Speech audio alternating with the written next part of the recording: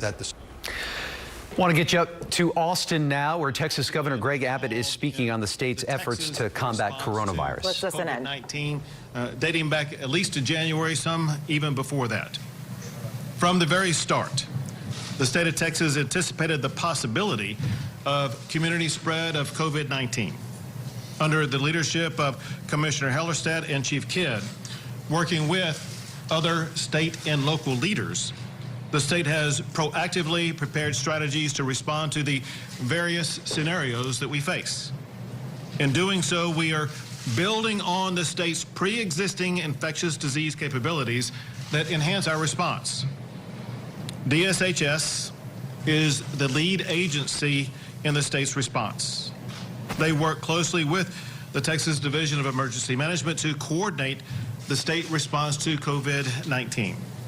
DSHS and TDEM also work with other state agencies, local health departments, as well as healthcare providers across the state. On January the 24th, DSHS began leading daily calls with public health authorities, healthcare providers, city and county officials, as well as school districts. On January the 31st, DSHS activated the State Medical Operations Center.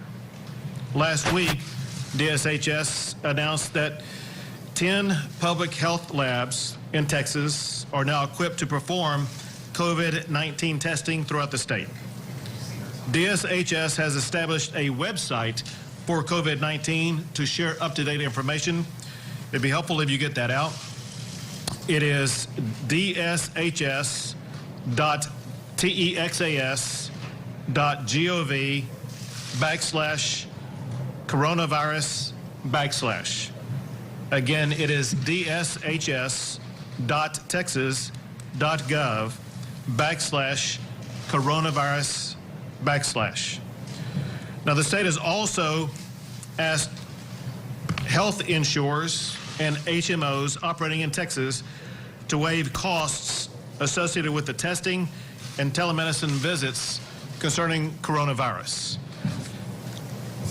We have a long list of health insurers that have agreed to comply with that request. Very importantly, for the uninsured, if an uninsured person needs testing for coronavirus, there are two options. One is a public health testing or private laboratory testing.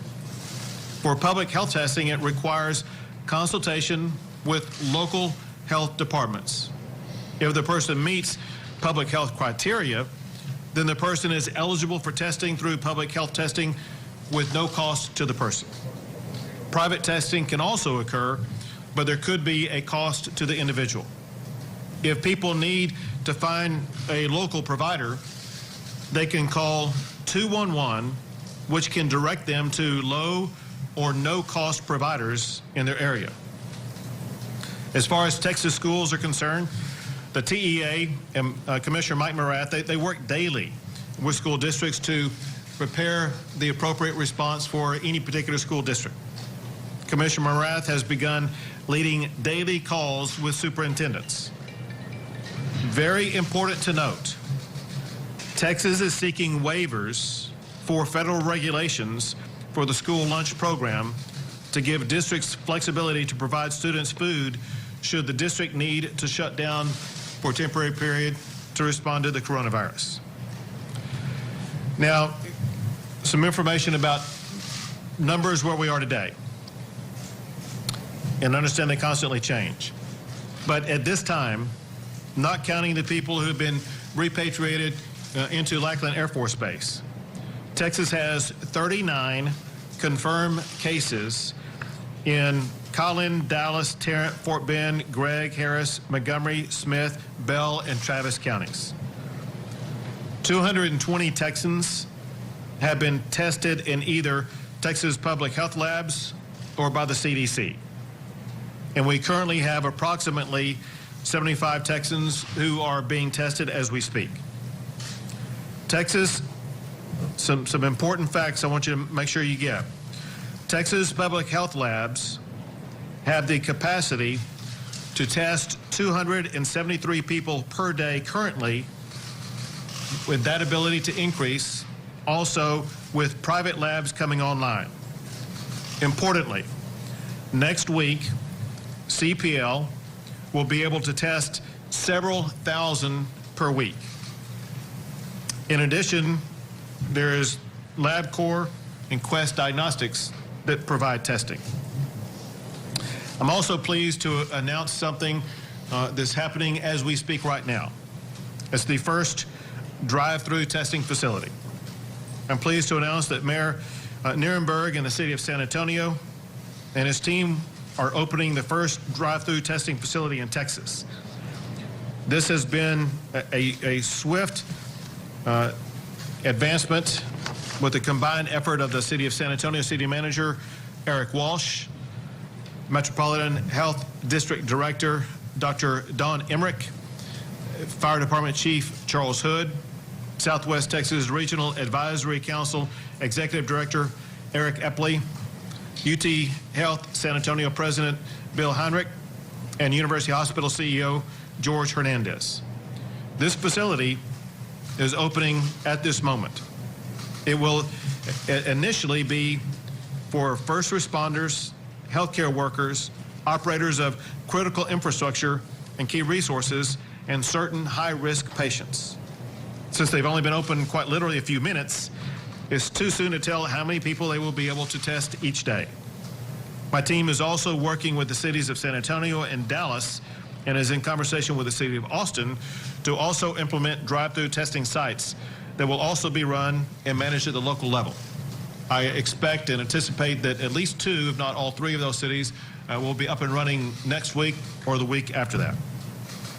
Our local leaders and partners know their communities best, and I appreciate their swift action in providing these facilities.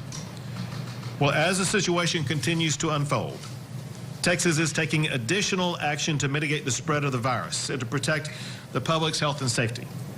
To ensure that the state of Texas and our cities and counties are fully capable to prepare and respond to COVID-19, I am at this moment declaring a state disaster for all counties in the state of Texas.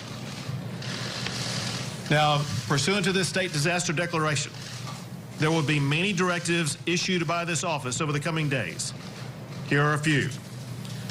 This will authorize the use of all available and necessary state government resources to help prepare and respond to COVID-19. This will give the Texas Division of Emergency Management the ability to reassign and fully utilize personnel where they are needed the most. This will provide the immediate ability to move resources around the state, including resources obtained through the Strategic National Stockpile. This will empower the Texas Attorney General to pursue cases of price gouging and ensure that offenders are prosecuted to the fullest extent of the law. And my office can approve the waiving of state laws that hinder state agencies' ability to respond to COVID-19. A few more things. A key focus in our response is to prioritize protecting of the most vulnerable populations who would be most likely to contract COVID-19. As a result, I am directing state agencies to restrict visitation at nursing homes, state-sponsored living centers, hospitals, and daycares. This directive allows limited exceptions for things like end-of-life visitation and requires all individuals to go through the proper screening. We want to make sure that we do all we can to prevent this vulnerable senior population or others in hospitals from being contracted with COVID-19. I'm also directing state agencies to restrict visitation at prisons, jails, and juvenile justice facilities. My staff remains in constant contact with all of these as they work on establishing best practices protocols. I'm also directing state agencies to take any action necessary to facilitate telemedicine. In addition, I'm directing state agencies to provide flexible work and telework policies to employees to give them the ability to care for their families while ensuring the state government continues to function at full capacity and provide all necessary services. This means, in addition, that anybody who thinks or feels or believes that they are ill in any way, they need to stay home and work from home. You may have the flu, you may have some other infectious disease, or you may have COVID-19. We don't need people who are sick coming into work. Now, one byproduct of having more people work from home, whether it be people who are working or whether it be students who may be in a school that would be temporarily closed, or college or university, that it will increase demands upon the internet bandwidth. With this increase of work, we need to be able to make sure that the increase in bandwidth usage is met. As a result, in typical Texas fashion, the private sector is stepping up. I applaud what AT&T just announced, that they are waiving internet data usages for any customer who does not have unlimited home internet access. Now, the state of Texas will continue to take preventative measures and work with our federal and local partners to contain this virus and to keep Texans safe. During this time, we need all Texans to do their part to help the state respond to this situation. That means doing things like being extra vigilant about washing your hands, disinfecting frequent touches, avoid shaking hands, and staying at home if you're feeling sick. And I want to be clear, there's absolutely no need to go out and stockpile supplies. This isn't a type of situation like what we see with an oncoming hurricane, where you may be without supplies, or you may need to stock up on wood or water, whatever the case may be.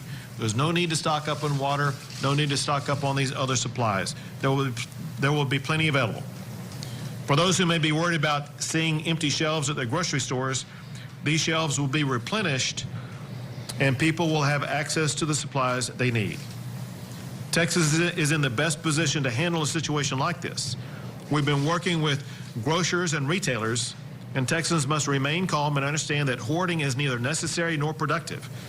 We are prepared to meet, or we are prepared with the goods and supplies we need. I want to assure the people of Texas that we're going to make it through this. We've been through situations like this before. We made it through SARS, we made it through Ebola, we made it through H1N1, and we're going to make it through this together as well. Last is to give you a template for exactly the positive outcomes that we are capable of achieving. If you'll remember, on February the 7th, Lackland Air Force Base in San Antonio received 90 repatriations of American citizens from Hubei province in China. Among those 90, one of the people tested positive, but has since been cleared. Importantly, all 90 of those people have now returned home. This is not a death sentence we're dealing with here. This is a typical outcome that we expect to see. Working together, I know that we can do it. Now, the leader of this effort in the state is the Commissioner for DSHS, Dr. Hellerstedt, who I will now call upon to make some remarks. Thank you, Governor Abbott. I'd really like to underscore the fact that Texas is prepared for this. Texas prepares for many disasters all the time, and this is no exception. And we know that we have the capacity to be successful in meeting the challenge of COVID-19. I want to talk a little bit about some good news, if you will. One of the things that CDC has done has changed some of the recommendations that will allow us to conserve some of the inventory that we have of certain types of supplies that are used in healthcare, and also to help expand the capacity to do testing. I know that testing is a great topic of interest, and as the governor said, we have essentially two mechanisms for people to get tested. One is through the public health system, and the one that is rapidly expanding now is the private lab system. I feel that I can really give you the most details on the public health system side of it. Here, again, as the governor said, we have several public health labs in the state that are online and able to do testing. Currently, we believe the capacity to do that testing is somewhere around 270 individuals per day. And one of the things that has helped to improve that capacity is the changes, again, that the CDC has made in terms of the types of specimens that we get from the patient and have them tested. So that's really good news. Still, in Texas, through the public health system, we want individuals to contact their doctor. We want their doctor to contact the public health system and determine whether or not testing is suitable. At this point in time, the criteria that we'd use for testing would be that an individual, including healthcare workers, has symptoms. So we don't recommend and we aren't able to test people who do not have symptoms, and but in addition to that, has had close contact with a confirmed case, has traveled to a location with ongoing COVID-19, has risk factors for poor outcome if they were infected with COVID-19, or they're hospitalized with fever and symptoms suspicious of COVID-19, even if they do not have those known risk factors. So that use of our public health resources is what we need in order to maintain our surveillance at a public health level and to be able to respond to this appropriately to this outbreak. I won't necessarily provide any more details at this time, but I know later we'll be answering questions. Thank you. And now, Chief Dimkit. Thank you, Governor. I'd like to remind everyone, Texas is no stranger to preparing for, responding to, and recovering from disaster. For this event, while it may be a new virus, novel if you will, it's the same people, policies, and procedures that we have used for decades to serve and protect Texans. Over the last several days, we've been working with our local emergency management directors, the mayors and county judges in Chapter 418 of the Government Code, to make sure they understand the capability of the full resources that are available to them. We've asked them to inventory their personal protective equipment and to continue to report that back to us so we can make sure that all needs are met. We've asked them to dust off their continuity of operations plans to make sure that we have the right resources available and that we're giving the key service to Texans that are needed. We've also asked them to send us the regulations that might need to be waived, as Governor Abbott mentioned. We will collect those and make sure they're reported back. Communication is our key during this event. And then finally, I'd like to again thank the City of San Antonio for getting that testing facility up so quick. Absolutely. We'll take a few questions. Governor, how do you make sure that the health care situations, the emergency? You've been listening to Texas Governor Greg Abbott and other officials in Austin today talking about the state's response to the coronavirus outbreak. A big takeaway today, tackling the issue of coronavirus testing. We understand the first drive-through testing center is now open in the city of San Antonio. This is strictly, though, for first responders, healthcare workers, and operators of critical infrastructure. And we're also getting some more information on exact numbers to date right now. 39 confirmed cases in Texas. Of those, 220 Texans have been tested to date, and 75 Texans are being tested right now. Governor's office also working with Dallas and Austin to set up similar drive-through testing centers. But Christine, no mention of Houston in there. Yeah, not yet at least. So again, listening to Governor Greg Abbott and other state officials discuss the containment and mitigation of the spread of coronavirus. We'll have the very latest for you on clicktohouston.com as well as our afternoon newscast as well.